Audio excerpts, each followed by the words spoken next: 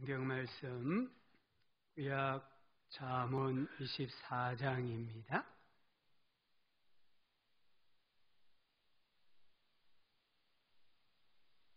구약 성경 937쪽 잠언 24장 3절과 4절 2절 말씀입니다. 제가 말씀을 봉독하겠습니다. 집은 지혜로 말미암아 건축되고 명철로 말미암아 견고하게 되며 또 방들은 지식으로 말미암아 각종 귀하고 아름다운 보배로 채우게 되느니라. 아멘.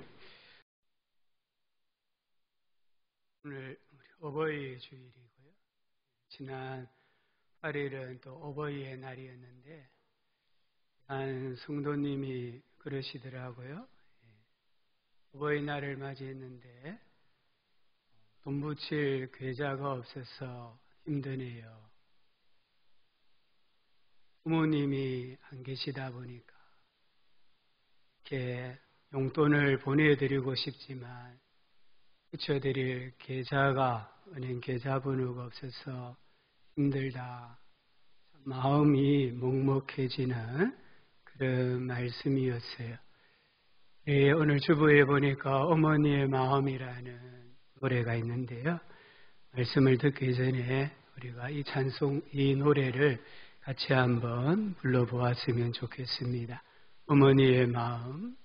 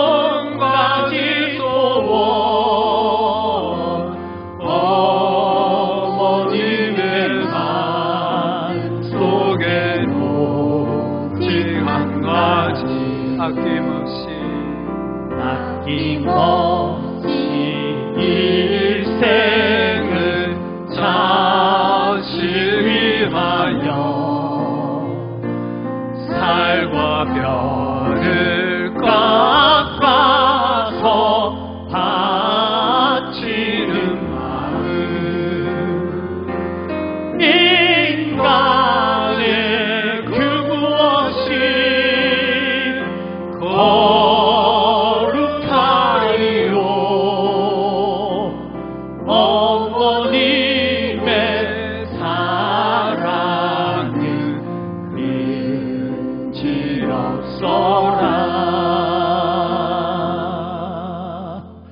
우리 시간에 한번 기도했으면 좋겠습니다.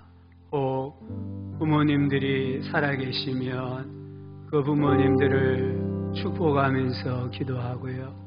혹 부모님이 먼저 우리 곁을 떠나가셨으면 그 부모님들의 삶의 또 은혜와 가르침을 생각하면서 우리 시간에 1, 2분 정도 하나님께 기도하도록 하겠습니다. 아버지 하나님 감사합니다.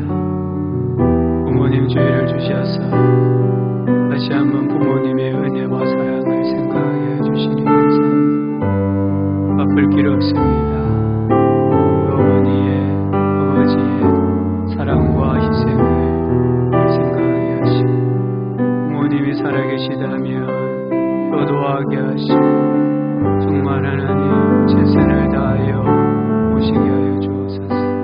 부모님이 먼저 축복하셨다면 그들의 유언을 따라 복되게 살아가는 신앙의 명문가여 수 있도록 도와주옵소서. 예수님의 이름으로 기도합니다. 아멘. 모든 맥도날드라는 분이 하나님이 축복하시는 삶이라는 책을 썼습니다. 이 책에 이런 이야기가 나와요.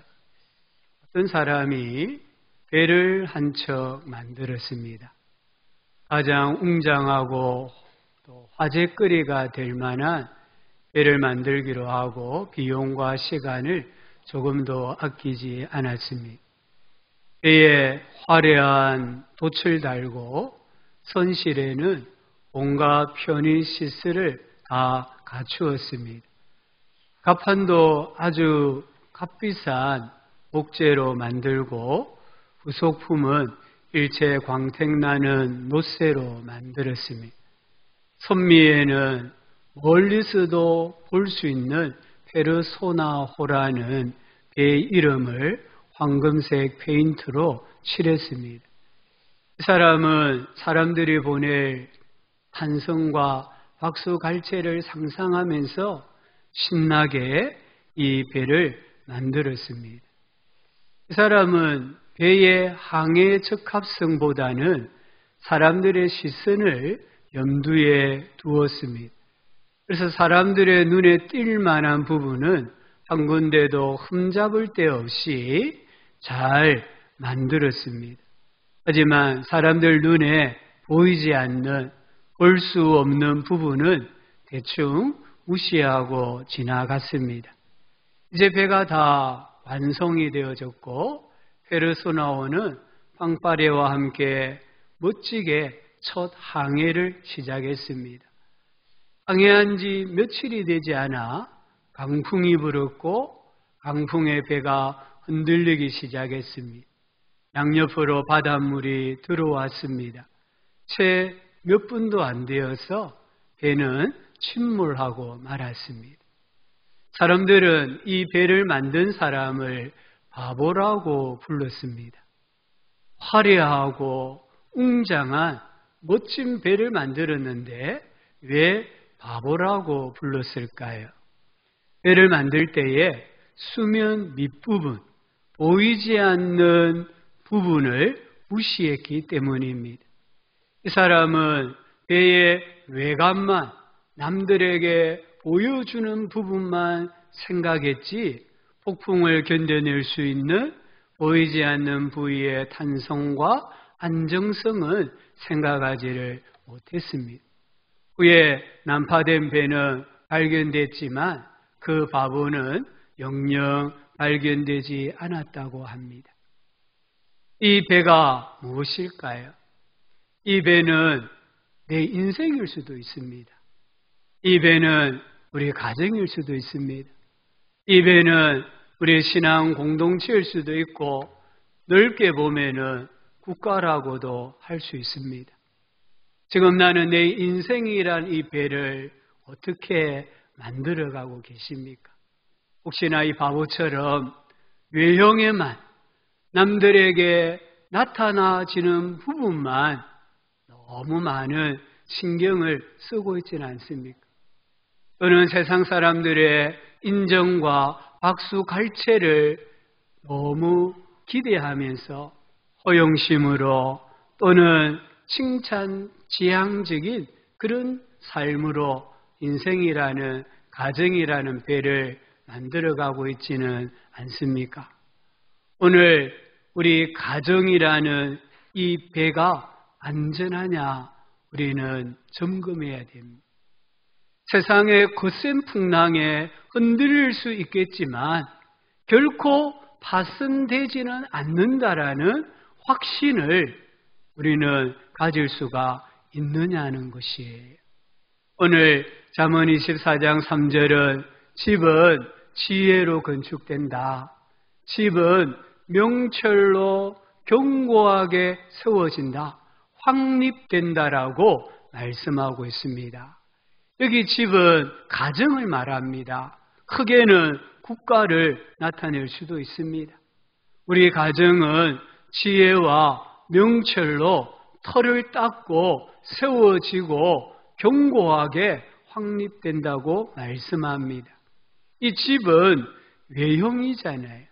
밖으로 드러나는 부분이거든요. 이 드러나는 부분은 지혜와 명철로 세워야 해요.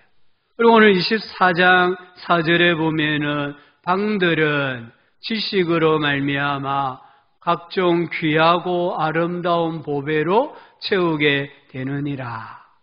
4절은 집의 내부입니다. 여기 방은 내실, 안방일 수도 있고 자녀들 방일 수도 있습니다. 또 이 방은 우리 가족들의 마음, 우리 가족의 영혼을 나타내기도 합니다. 우리 가정을 채우고 있는 귀하고 아름다운 보배가 무엇입니까? 혹시 우리도 우리 가정을 대형 냉장고나 100인치 TV나 럭셔리한 가구들이나 아니면은 명화나 아니면 고급 와인 같은 것으로 채우려고 하고 있지는 않습니까? 읽지는 않았습니다마는 잠언 9장 1절을 한번 보시면 지혜가 그 집을 짓고 7 기둥을 다듬고라고 말씀합니다. 여기 짓다, 세우다, 건축하다 이런 뜻입니다. 제단이나 집이나 성벽이나 성읍을 쌓는 것을 의미합니다.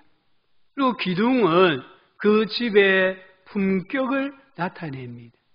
보통 집은 기둥이 3개입니다. 근데 오늘 여기에 기둥이 7개인 집을 말씀하고 있습니다.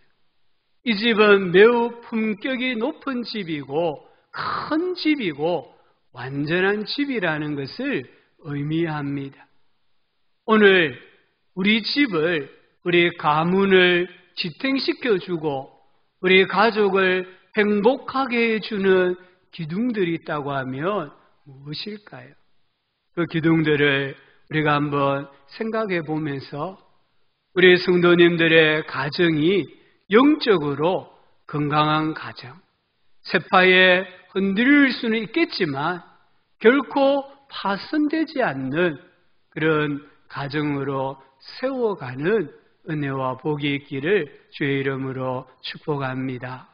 영적으로 건강한 가정을 세우는 기둥들이 있어요. 첫 번째 기둥은 여호와를 경외하는 신앙입니다. 천년된 나무가 있습니다. 높이가 100m나 되는데도 강풍이나 가뭄에도 끄떡하지 않고 잘 버팁니다. 이유가 무엇일까요?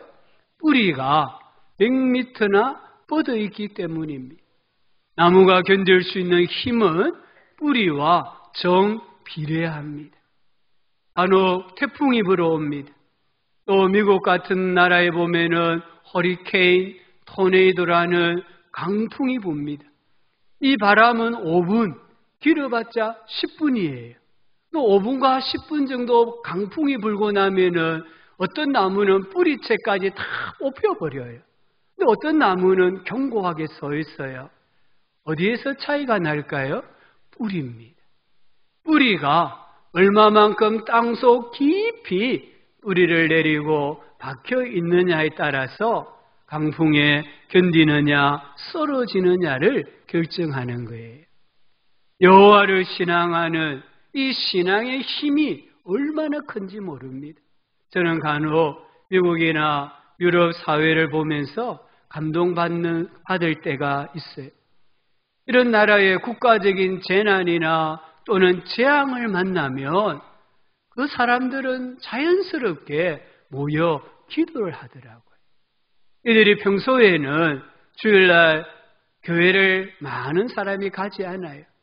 하지만 어려움을 만났을 때, 대형 사고가 터졌을 때, 총기 사고가 났을 때 이들은 누가 먼저 할 것 없이 자발적으로 모여서 기도를 하는 거예요. 미국의 코로나19가 시작되어졌을 때에 백악관 참모들은 백악관에 원탁으로 둘러서서 기도를 하더라고요. 필리핀에 19 바이러스가 들어갔을 때에 필리핀 대통령이 전국 방방곡곡에 포스트를 붙였습니다. 그 포스트의 내용은 딱 하나입니다. 주님께 기도하자. 주님께 기도하자. 기독교 신앙의 뿌리가 그 나라의 문화 속에 깊이 뿌리 내리고 있기 때문에 어려움을 만나면 하나님께 기도하자. 335로 모여서 손을 잡고 기도하는 거예요. 저는 그게 너무 부럽게 보여졌습니다. 창세기 5장은 아담의 계보입니다. 그 족보를 읽어보면 가장 오래 산 사람이 나와요. 무두셀라입니다. 969세를 살았다고 했습니다. 이 무두셀라의 아버지가 누굽니까? 에녹입니다.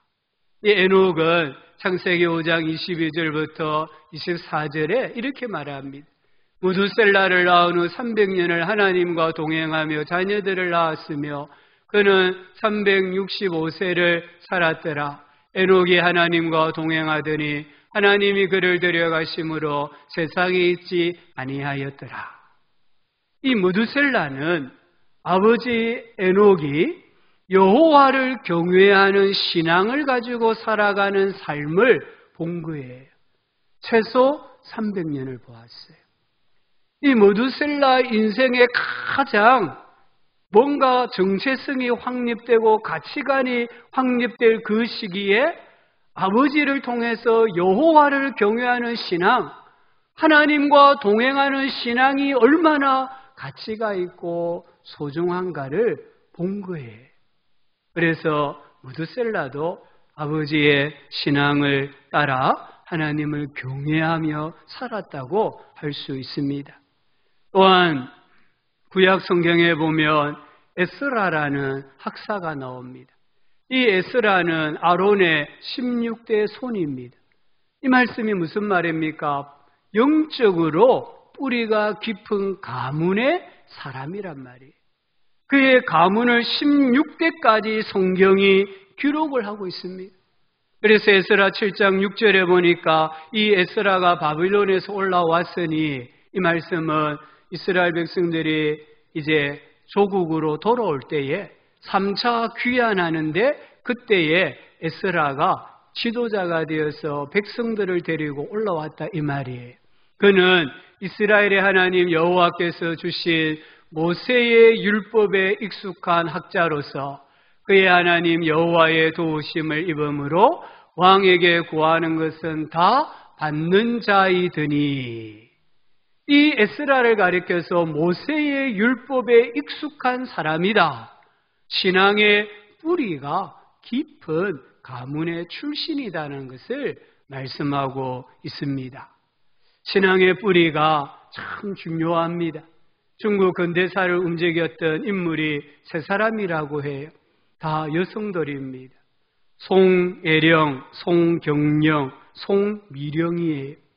이 세 자매의 아버지는 송가희입니다. 이분은 어렸을 때부터 미국에 건너가서 공부를 했어요.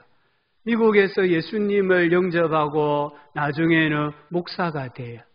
목사가 되어서 중국에 돌아와서는 사업을 하면서 돈을 벌고 한편으로는 인쇄소를 차려서 성경책을 출간하여 복음을 전했던 아버지였어요.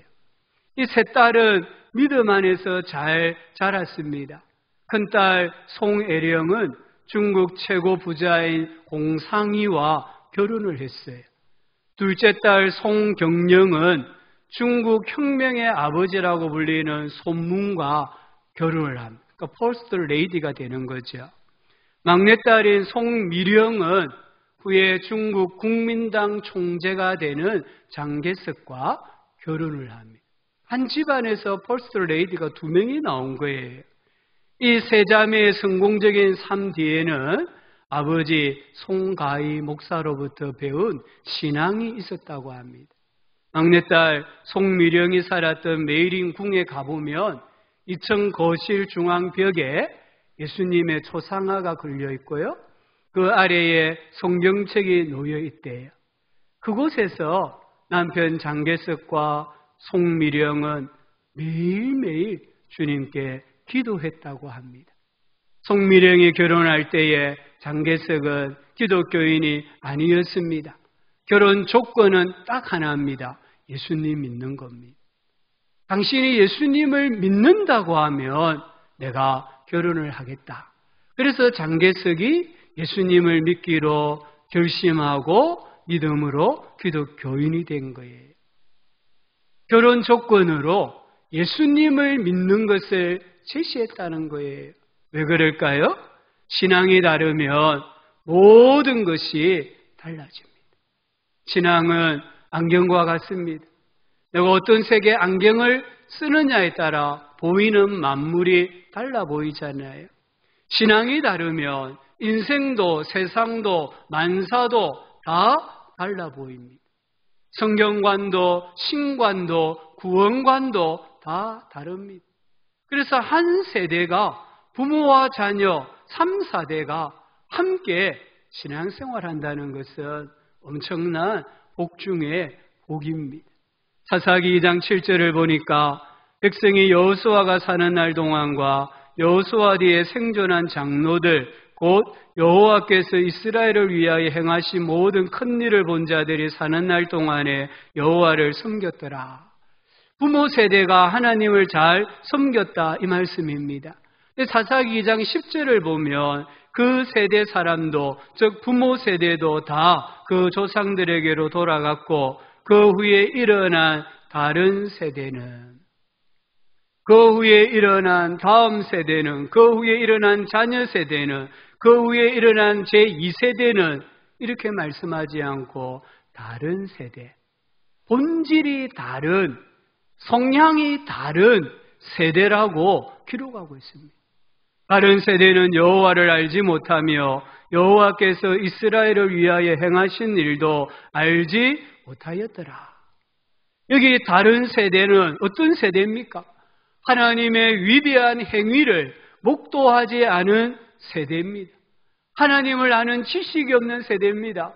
하나님의 백성으로서 어떻게 살아내야 하는지를 배우지 못한, 알지 못하는 세대입니다. 그래서 이 세대는 부모 세대와 질이 다르기 때문에 다른 세대다. 이렇게 기록을 하고 있습니다. 그 결과 여호와 신앙을 버립니다. 그 결과 바알과 우상을 숭배합니다. 그 결과 하나님의 심판과 징계가 반복이 됩니다. 영적 암흑기를 살아갑니다. 그 결과 결국에는 바벨론의 포로로 사로잡혀 가고 맙니다. 신앙의 뿌리, 같은 뿌리가 얼마나 중요한가를 보여주는 거예요. 우리 부모님들이 하셔야 될 사명이 있습니다. 우리 부모님들이 가지고 있는 신학, 성경으로부터 배웠던 그 신학과 우리 부모님들이 예수님을 믿으면서 경험했던 신앙, 처음 했던 신앙을 자녀들에게 부지런히 들려주셔야 돼요. 그리고 자녀들에게 고스란히 넘겨주셔야 돼요. 그럴 때 부모 세대와 자녀 세대는 동일한 세대로 하나님 앞에 쓰고 섬기고 살아갈 수가 있습니다. 가정마다 족보가 있잖아요. 우리 성도님들 한번 영적 족보, 영적 가계도를 그려보시면 좋겠어요. 지금 마음에 한번 그려보세요.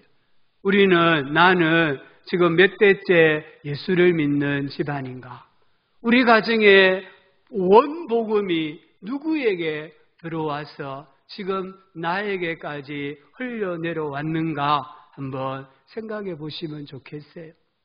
1세대는 내가 처음 믿는, 우리 집안에서 내가 처음 예수 믿는 1세대라고 하면 씨를 받는 거예요. 복음의 씨앗을 받는 거예요. 그 씨앗을 잘 간직하셨다가 2세대에게 물려주셔야 돼요. 2세대는 뿌리를 내리는 단계입니다. 이제 3세대가 되면은 꽃이 피는 단계고요. 4세대가 되면 열매를 맺어요. 그리고 5세대, 6세대 가야 열매를 딱 먹고 삽니다. 나무가 한번 열매를 맺으면 계속 해마다 열매 맺잖아요. 그것처럼 기독교 신앙이, 예수 믿는 신앙이 우리 집안에 4대, 5대까지 흘러내려가야 비로소 우리가 하나님의 복을 받으며 살 수가 있습니다. 내가 1세대라고 하면, 내가 원조라고 하면 인내하십시오. 소망을 가지십시오. 그리고 이 복음의 씨앗을 나의 자녀들에게 잘 물려주시는 부모님들 되시기를 바랍니다. 대나무 중에 모죽이라는 나무가 있대요. 이 나무는 심어 놓으면 5년이 지날 때까지 아무리 물을 주고 정성을 다해 가꾸어도 싹이 나지 않는데요. 그런데요, 5년이 지나면요, 이 대나무가 싹이 나고 자라는데 하루에 1m까지 자란대요. 그래서 30m까지 자라는 나무가 모죽이래요. 학자들이 대나무가 이렇게 크면 바람에 쓰러지지 않을까 염려해서 조사를 해보니까요, 뿌리가, 그 모죽이란 대나무의 뿌리가 땅속 4km까지 뻗어 있더라는 거예요. 이 나무는 5년 동안 자라지 않은 것이 아니라 땅속에 뿌리를 내리고 있었던 겁니다. 어떤 바람에도 어떤 지진에도 뽑히지 않을 만큼 견고한 뿌리를 내리고 도약을 준비하고 있었던 거예요. 우리 세대가 1세대고 2세대고 3세대라고 하면 뿌리를 내리고 있는 단계예요.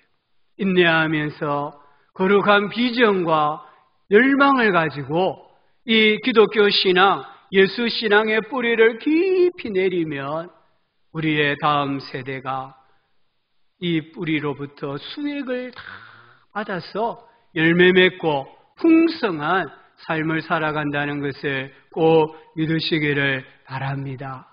요한복음 15장 4절 5절에 내 안에 거하라 나도 너희 안에 거하리라. 너무너무 멋있는 말씀이잖아요.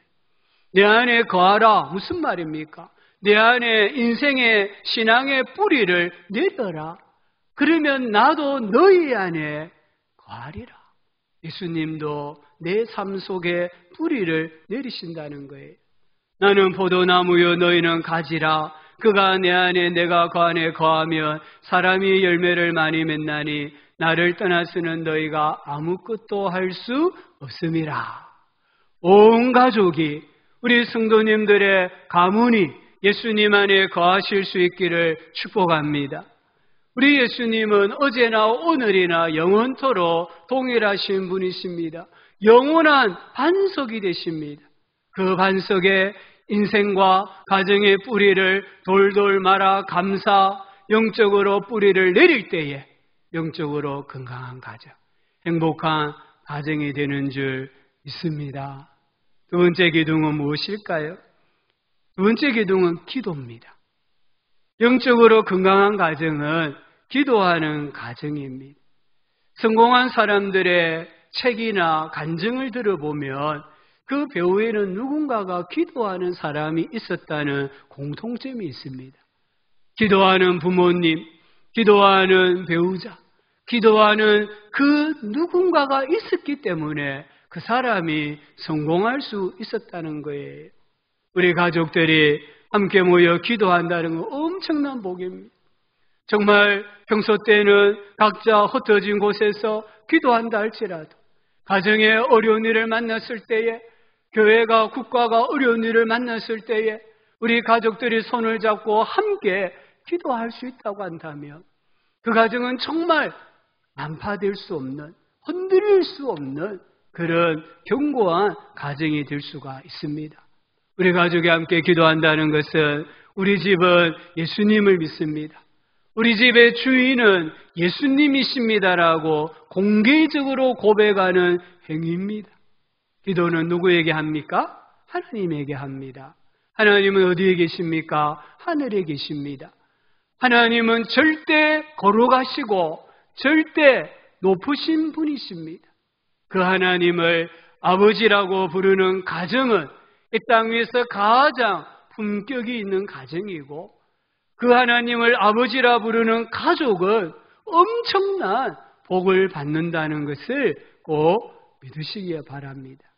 히브리서 11장 16절에 하나님이 그들의 하나님이라 일컬음 받으심을 부끄러워하지 아니하시고, 우리 성도님들이 기도할 때에 하나님을 아버지라고 부를 때에 하나님께서 부끄러워하지 않는다고 했어요. 우리 성도님들 가정에 기도의 기둥을 세우시기 바랍니다. 가정에서 어릴 때부터 기도의 힘을, 하나님의 능력과 사랑을 체험한다면 그 가족은 평생 기도하게 됩니다. 자녀는 부모의 기도를 먹고 살아가는 거예요. 이걸 아셔야 돼요. 우리 부모님들이 자녀들에게 진짜 먹여야 되는 것은 부모의 기도입니다. 아브라함이 기도하는 아버지였잖아요. 그 아들 이삭이 결혼했는데 20년 동안 아이가 없었어요. 성경을 보니까 이삭이 기도했다고 했어요. 20년 기도한 거예요. 근데 아내 리브가는 기도하지 않았습니다. 왜 그럴까요? 아내 리브가는 친정에서 기도하는 모습을 못 본 거예요. 그래서 리브가는 자식을 달라고 기도 안 했어요. 그런데 리브가가 언제 기도합니까? 잉태했는데 쌍태예요. 태중에서 둘이 싸우는 거예요. 둘이 싸우니까 얼마나 아프겠어요. 그때 하나님께 기도하는 거예요. 그러니까 하나님이 큰 자가 작은 자를 섬기리라 응답해 주셨잖아요. 고난을 통해서라도, 고통을 통해서라도 하나님은 자기 백성이 기도하기를 원하세요.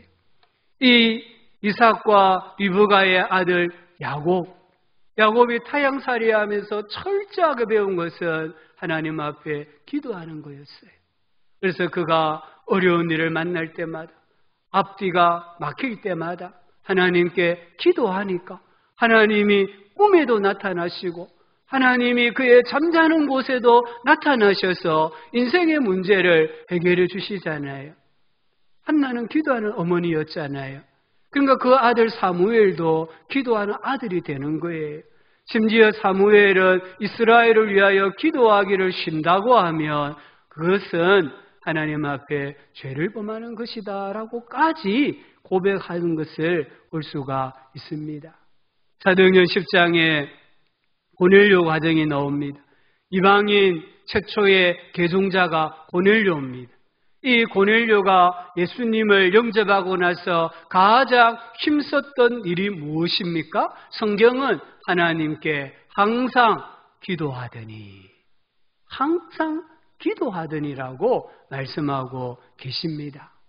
김장한 목사님 잘 아시죠? 이 극동방송을 설립하신 분이잖아요. 이분의 큰아들이 김요새 목사님입니다. 삶으로 가르치는 것만 남는다라는 책을 쓰셨는데요. 이 책에 이런 내용이 나와요. 한 번은 미국에서 아버지와 함께 호텔에서 묵게 되었습니다. 새벽 2시에 깨어보니까 아버지가 보이지 않았어요. 화장실에서 인기척이 나서 아버지가 볼일을 보는가 보다 생각했대요. 시간이 한참 지났는데도 아버지가 안 나오시는 거예요. 그래서 이 화장실 문을 살짝 열고 보니까 변기 위에 수건이 놓여 있고요. 또 그 위에 성경이 놓여져 있더래요.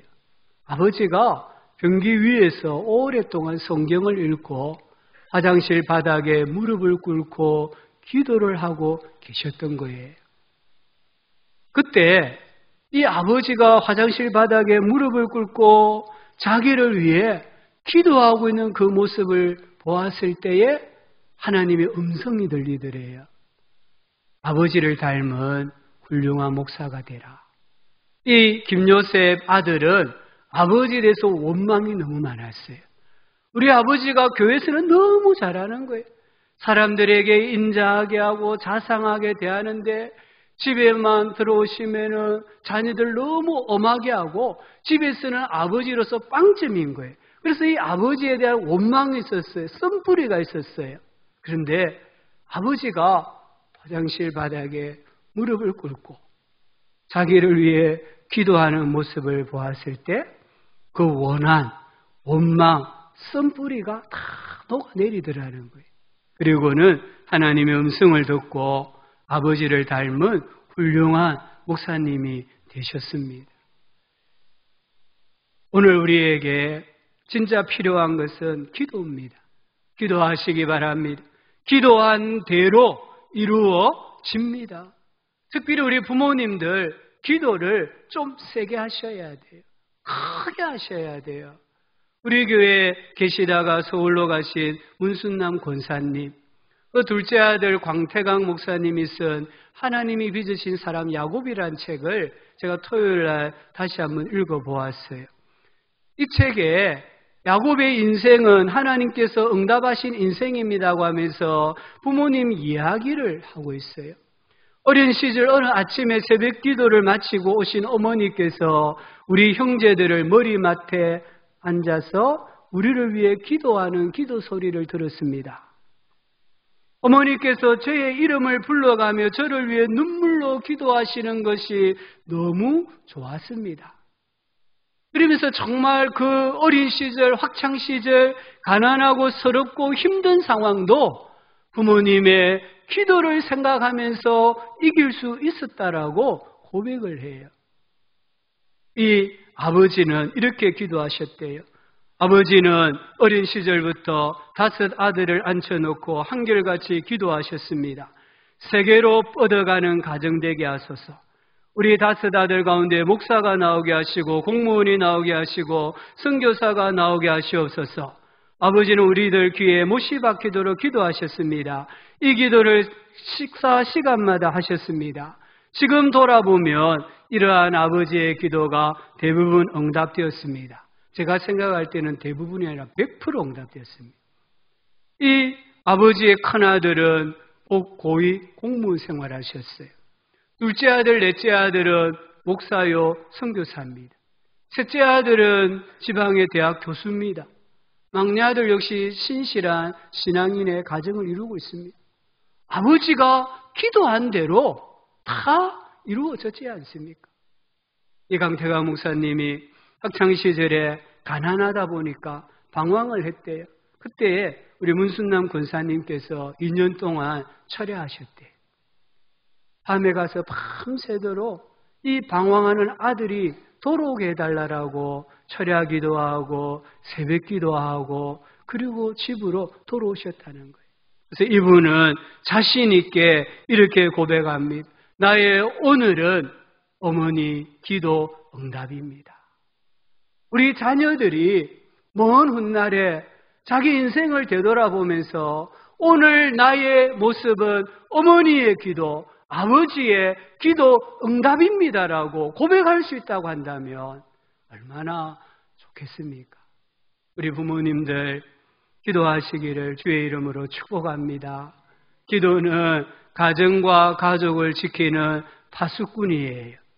기도하는 가정, 기도하는 부모, 기도하는 가정이 되셔서 영적으로 건강한 가정, 건강한 가족이 되시기를 주의 이름으로 축복합니다. 세 번째 기둥은 자기 자신을 내어주기입니다. 영적으로 건강한 가정은 상호간에 사랑과 희생과 헌신이 있습니다. 내가 가족에게 줄 수 있는 가장 값진 선물이 무엇일까요? 나의 가족이 나에게 가장 원하는 선물이 무엇일까요? 나와의 관계예요, 관계. 부모와의 관계, 자녀와의 관계를 가장 원하고 있습니다. 우리 부모님은 자녀를 통해서 하나님을 보아요.